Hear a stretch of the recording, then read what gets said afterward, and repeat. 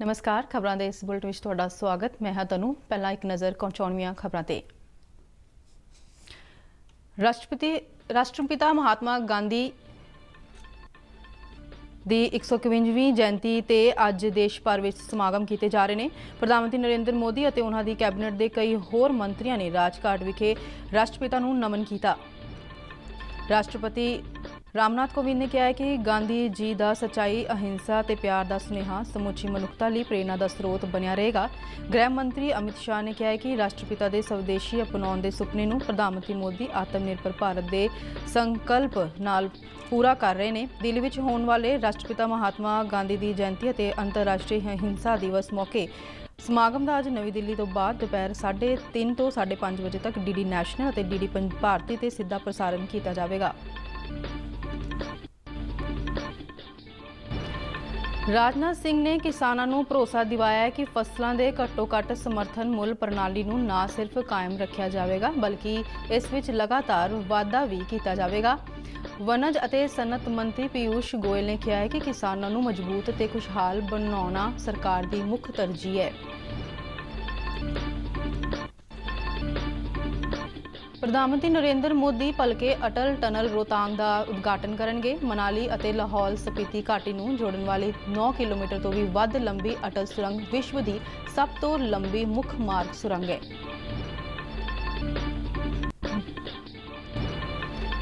मुख्य चोन कमिश्नर सुनील अरोड़ा ने कहा है कि कोविड महामारी के बावजूद चोन कमीशन बिहार में सुरक्षित और अमन अमान नाल चोणां करवाए जाने लई वचनबद्ध है।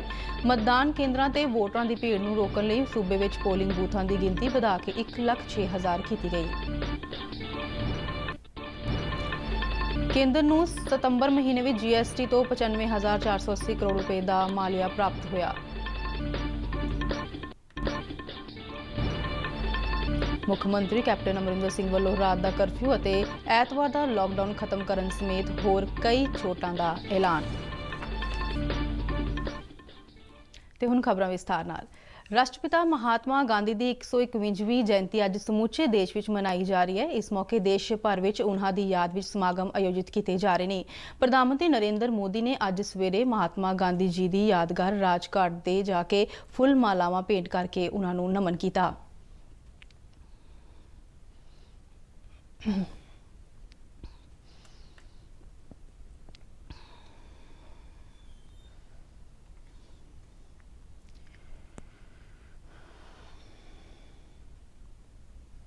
राष्ट्रपति रामनाथ कोविंद ने अपने ट्वीट में कहा है कि गांधी जी का सच्चाई, अहिंसा, प्यार ते बराबरी का सुनेहा समूची मनुखता लिए हमेशा प्रेरणा का स्रोत बनिया रहेगा। उन्होंने कहा है कि देशवासियों वालों और राष्ट्रपिता को अपनी श्रद्धांजलि भेंट करते हैं।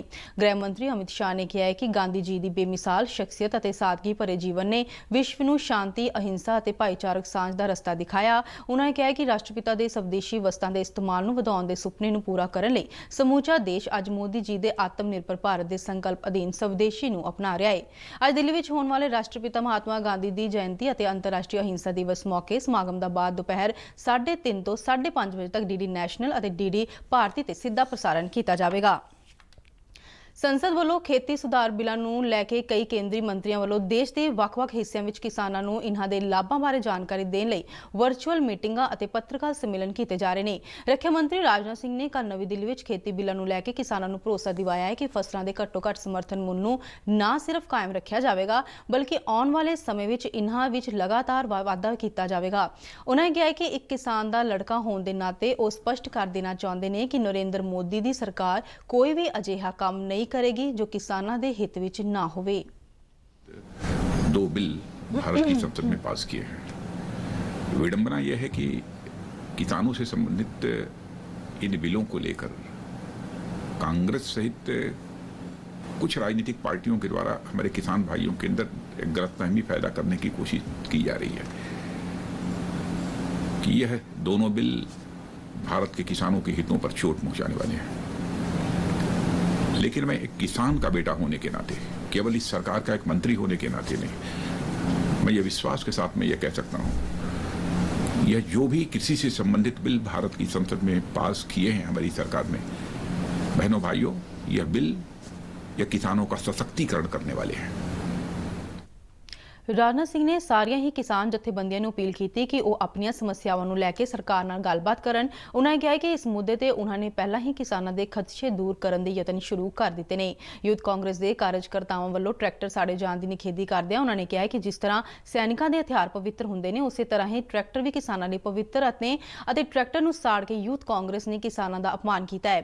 ਉਧਰ ਜੈਪੁਰ ਵਿੱਚ ਕੇਂਦਰੀ ਵਣਜ ਅਤੇ ਸਨਅਤ ਮੰਤਰੀ ਪੀਯੂਸ਼ ਗੋਇਲ ਨੇ ਕਿਹਾ ਹੈ ਕਿ ਕਿਸਾਨਾਂ ਨੂੰ ਮਜ਼ਬੂਤ ਬਣਾਉਣਾ ਸਰਕਾਰ ਦੀ ਮੁੱਖ ਤਰਜੀਹ ਹੈ। ਕੇਂਦਰੀ ਜਲ ਸ਼ਕਤੀ ਮੰਤਰੀ ਗਜੇਂਦਰ ਸਿੰਘ ਸ਼ੇਖਾਵਤ ਨਾਲ ਇੱਕ ਸਾਂਝੇ ਪੱਤਰਕਾਰ ਸੰਮੇਲਨ ਦੌਰਾਨ ਉਨ੍ਹਾਂ ਨੇ ਕਿਹਾ ਕਿ ਸਰਕਾਰ ਵੱਲੋਂ ਬਣਾਏ ਗਏ ਖੇਤੀ ਸੁਧਾਰ ਬਿੱਲਾਂ ਨਾਲ ਕਿਸਾਨ ਹਰ ਤਰ੍ਹਾਂ ਦੀਆਂ ਜੰਜੀਰਾਂ ਤੋਂ ਮੁਕਤ ਹੋ ਗਏ ਨੇ। ਗੋਇਲ ਨੇ ਕਿਹਾ ਕਿ ਦੇਸ਼ ਨੂੰ ਵਿਸ਼ਵ ਗੁਰੂ ਬਣਾਉਣ ਵਿੱਚ ਕਿਸਾਨਾਂ ਦੀ ਸਭ ਤੋਂ ਵੱਧ ਮਹੱਤਵਪੂਰਨ ਭੂਮਿਕਾ ਹੈ। ਜੇ ਕਿਸਾਨ ਮਜ਼ਬੂਤ ਹੋਵੇਗਾ ਤਾਂ ਦੇਸ਼ ਵਿੱਚ ਮਜ਼ਬੂਤ ਹੋਵੇਗਾ। ਉਨ੍ਹਾਂ ਨੇ ਕਿਹਾ ਕਿ ਇਹਨਾਂ ਕਾਨੂੰਨਾਂ ਨਾਲ ਕਿਸਾਨਾਂ ਦੀ ਆਮਦਨ ਵਧੇਗੀ ਅਤੇ ਉਨ੍ਹਾਂ ਨੂੰ ਆਤਮ ਨਿਰਭਰ ਬਣਨ ਵਿੱਚ ਮਦਦ ਮਿਲੇਗੀ। ਉਨ੍ਹਾਂ ਨੇ ਕਿਹਾ ਕਿ ਕਿਸਾਨਾਂ ਦਾ ਭਵਿੱਖ ਸੁਧਾਰਨ ਲਈ ਸਰਕਾਰ ਨੇ ਉਨ੍ਹਾਂ ਨੂੰ ਵਿਚੋਲਿਆਂ ਤੋਂ ਛੁਟਕਾਰਾ ਦਿਵਾਇਆ ਹੈ।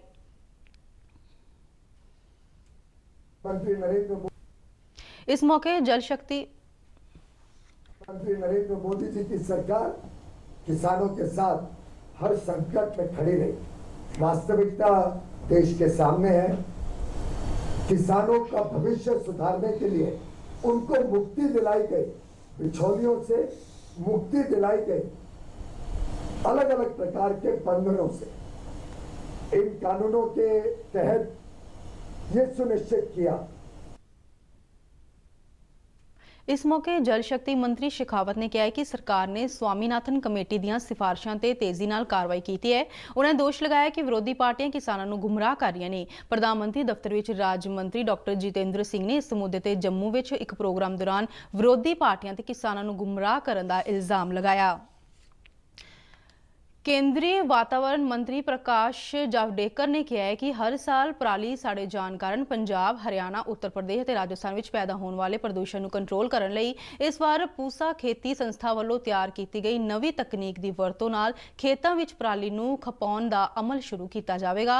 खेतां विच पराली साड़े जाण दे विषय ते पंजाब और दिल्ली समेत 5 सूबिਆਂ ਦੇ वातावरण मंत्रियों नाल वर्चुअल मीटिंग मगरों मीडिया नूं संबोधन करदिआं जावड़ेकर ने कहा है कि पिछले 3 सालां दौरान इन्हां सूबिਆਂ विच पराली साड़े जाण दी घटनावां विच कमी आई है, पर अजे इस मुद्दे ते होर बहुत कुछ किया जाना बाकी है। कुछ सालों से जो लगातार सभी राज्यों के प्रयास चल रहे हैं और केंद्र ने जो बहुत सारे पहल किए हैं, उसके कारण हवा के अच्छे दिन ये 2016 में 108 होते थे, अब 182 बन गए पिछले साल। और खराब दिन जो 246 होते थे 2016 में, वो पिछले साल 183 तक रह गए। प्रधानमंत्री नरेंद्र मोदी भलके रोहतांग की अटल टनल का उद्घाटन करेंगे। अटल टनल विश्व की सब तो लंबी मुख मार्ग सुरंग है। 9.02 किलोमीटर लंबी यह सुरंग सारा साल मनाली नूं लाहौल स्पीति घाटी नाल जोड़ेगी। पहलों घाटी भारी बर्फबारी कारण साल के 6 महीने बाकी हिस्से तो कटी रहिंदी सी। अटल सुरंग हिमालय दीआं पीर पंजाल पहाड़ियां विच अति आधुनिक मापदंडां अनुसार बनाई गई है अते यह समुद्र तल तो 3000 मीटर की उचाई ते स्थित है। अटल टनल बनन नाल मनाली लेह की सड़की दूरी 46 किलोमीटर घट गई है ते हुण यह फासला 4 तो 5 घंटिਆਂ ਵਿੱਚ पूरा किया जा सकेगा। मुख चोण कमिश्नर सुनील अरोड़ा ने कहा है कि चोण कमीशन देश में कोविड महामारी के प्रकोप के बावजूद बिहार में सुरक्षित और अमन अमान नाल चोणां करवाउण लई वचनबद्ध है। बिहार के 3 दिना दौरे के अंत में पटना में कल अरोड़ा ने कहा है कि चोण कमीशन कोरोना महामारी के चलदिआं बिहार में चोणां लई साजगार माहौल बनाए रखण लई काम करेगा। उन्होंने कहा है कि सूबे में मतदान केंद्रां की गिनती वधा के 1,06,000 कर दी गई है अते तां जो पोलिंग स्टेशनां ते ज़्यादा भीड़ इकट्ठी ना होवे। उन्होंने कहा है कि एक बूथ ते सिर्फ 1000 वोटरां नूं ही वोट पाउण दी इजाजत होवेगी। जो सर्विस वोटर्स हैं हमारे, वो 92,144 से 1.6 लाख हो गए। जैसा कि आपको पता है, हमने दिल्ली में प्रेस कॉन्फ्रेंस की थी। चुनाव 3 फेजेस में हैं। जो पहला चरण है वो आज प्रारंभ हो चुका है और फर्स्ट फेज जो है वो 28 अक्टूबर, सेकंड फेज 3 अक्टूबर, थर्ड फेज का वोटिंग 7 नवंबर और काउंटिंग 10 नवंबर। ਅਰੋੜਾ ਨੇ ਕਿਹਾ ਹੈ ਕਿ ਕੋਵਿਡ ਮਹਾਮਾਰੀ ਨੂੰ ਧਿਆਨ ਵਿੱਚ ਰੱਖਦਿਆਂ 3 ਪੱਧਰਾਂ ਤੇ ਨੋਡਲ ਮੈਡੀਕਲ ਅਧਿਕਾਰੀਆਂ ਦੀ ਨਿਯੁਕਤੀ ਕੀਤੀ ਜਾ ਰਹੀ ਹੈ ਤੇ ਰਾਜ ਦੇ ਮੁੱਖ ਚੋਣ ਅਧਿਕਾਰੀ ਅਤੇ ਜ਼ਿਲ੍ਹਾ ਚੋਣ ਅਧਿਕਾਰੀਆਂ ਨੂੰ ਕੋਵਿਡ ਮਰੀਜ਼ਾਂ ਨੂੰ ਧਿਆਨ ਵਿੱਚ ਰੱਖਦਿਆਂ ਜ਼ਰੂਰੀ ਉਪਰਾਲੇ ਕਰਨ ਦੇ ਨਿਰਦੇਸ਼ ਦਿੱਤੇ ਗਏ ਨੇ। ਉਹਨਾਂ ਨੇ ਕਿਹਾ ਕਿ ਬਿਹਾਰ ਵਿੱਚ ਸੁਤੰਤਰ, ਨਿਰਪੱਖ ਅਤੇ ਅਮਨ ਅਮਾਨ ਨਾਲ ਚੋਣਾਂ ਨੂੰ ਯਕੀਨੀ ਬਣਾਇਆ ਜਾਵੇਗਾ। ਉਹਨਾਂ ਨੇ ਕਿਹਾ ਕਿ ਸੋਸ਼ਲ ਮੀਡੀਆ ਤੇ ਫਿਰਕੂ ਜਾਂ ਨਸਲੀ ਹਿੰਸਾ ਫੈਲਾਉਣ ਵਾਲਿਆਂ ਨਾਲ ਸਖਤੀ ਨਾਲ ਨਜਿੱਠਿਆ ਜਾਵੇਗਾ। ਇਸ ਦੌਰਾਨ ਕੱਲ੍ਹ ਸੂਬੇ ਵਿੱਚ ਵਿਧਾਨ ਸਭਾ ਚੋਣਾਂ ਦੇ ਪਹਿਲੇ ਗੇੜ ਲਈ ਨੋਟੀਫਿਕੇਸ਼ਨ ਜਾਰੀ ਕਰ ਦਿੱਤਾ ਗਿਆ ਹੈ, ਜਿਸ ਦੇ ਨਾਲ ਹੀ ਉਮੀਦਵਾਰਾਂ ਵੱਲੋਂ ਨਾਮਜ਼ਦਗੀ ਕਾਗਜ਼ ਦਾਖਲ ਕਰਨ ਦਾ ਅਮਲ ਸ਼ੁਰੂ ਹੋ ਗਿਆ ਹੈ। ਪਹਿਲੇ ਗੇੜ ਤਹਿਤ 28 ਅਕਤੂਬਰ ਨੂੰ ਸੂਬੇ ਵਿੱਚ 16 ਜ਼ਿਲ੍ਹਿਆਂ ਦੀਆਂ 71 ਸੀਟਾਂ ਤੇ ਵੋਟਾਂ ਪਵਾਈਆਂ ਜਾਣਗੀਆਂ, ਜਿਸ ਲਈ ਨਾਮਜ਼ਦਗੀ ਕਾਗਜ਼ 8 ਅਕਤੂਬਰ ਤੱਕ ਦਾਖਲ ਕੀਤੇ ਜਾ ਸਕਦੇ ਨੇ ਅਤੇ 12 ਅਕਤੂਬਰ ਤੱਕ ਉਮੀਦਵਾਰ ਆਪਣੇ ਨਾਂ ਵਾਪਸ ਲੈ ਸਕਣਗੇ।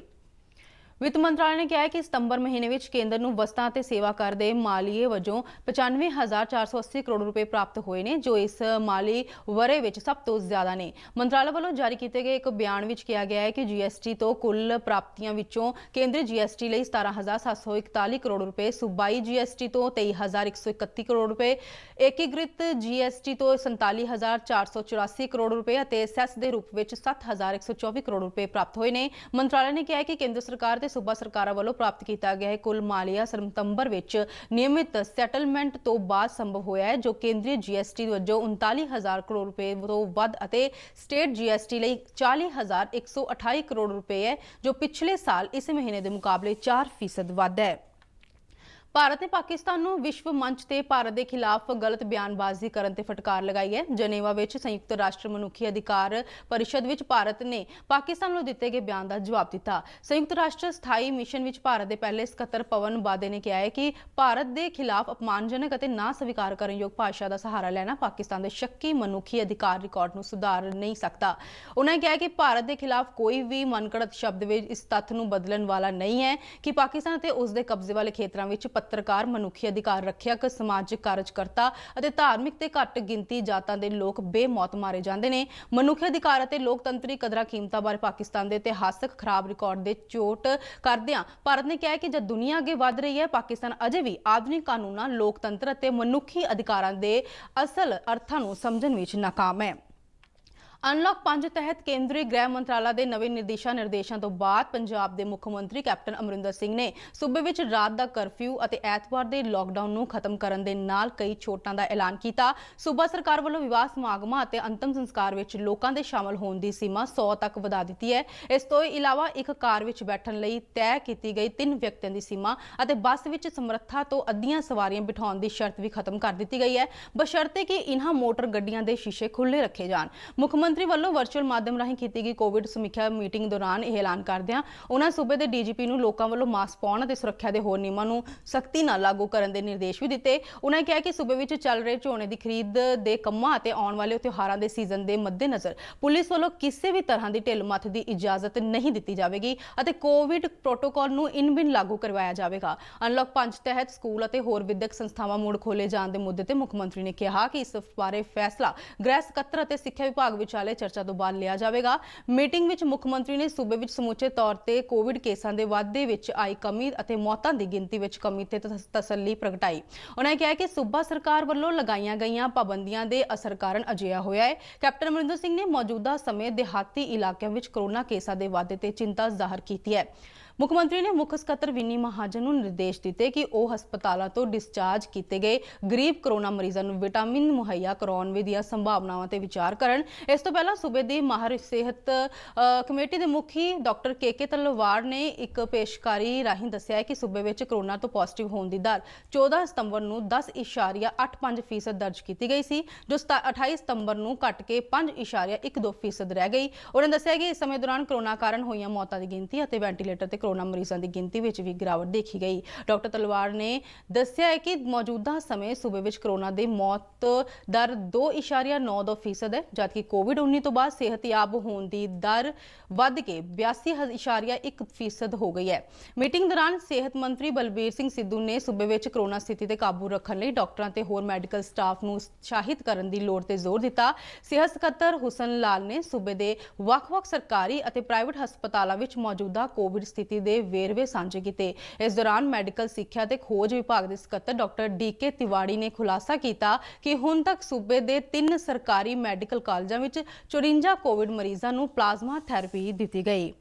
ਇਸ ਦੇ ਨਾਲ ਹੀ ਬੁਲੇਟਿਨ ਦਾ ਖਤਮ ਹੁੰਦਾ ਹੈ। ਆਗਿਆ ਦਿਓ, ਨਮਸਕਾਰ।